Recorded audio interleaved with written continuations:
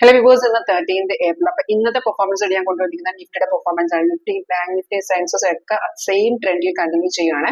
ഞാൻ first Nifty കാണിച്ചു തരാം. നിഫ്റ്റി നമുക്ക് ലാസ്റ്റ് വന്നിരിക്കുന്ന 12.15 വന്ന ട്രേഡാണ് ഞാനിപ്പോൾ കാണിക്കുന്നത്. ഇപ്പോൾ 1.15 കഴിഞ്ഞ് കൺഫേം എൻട്രി ചെയ്യുന്നത് നമുക്ക് ആരോ വന്ന് താഴത്തെ ഭാഗം പ്രൈസ് സോൺ ഉണ്ട് നമ്മുടെ കൺഫർമേഷൻ.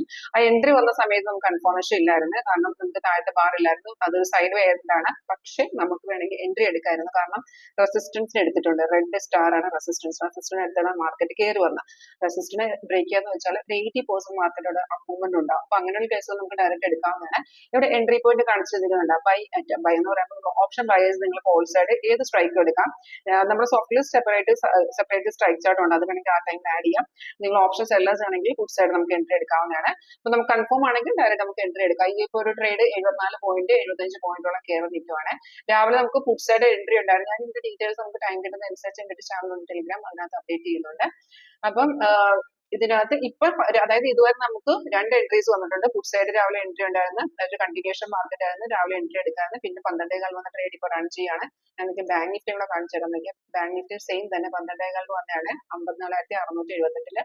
സെൻസസും കൂടെ ഒന്ന് കാണിച്ചു തരാം. ആ ട്രേഡ് എന്ന് പറയുമ്പോൾ ഒരു 300 പോയിന്റ് മേളിൽ കയറിയിട്ടുണ്ടായിരുന്നു. ഇപ്പൊ ചെറുതായിട്ടൊന്ന് ഡൗണിൽ നിൽക്കുകയാണ്. അത് വന്നിരിക്കുന്നത് 76,606 കൂടുതൽ അറിയാൻ താല്പര്യമെങ്കിൽ കോൺടാക്ട് ചെയ്തോളൂ.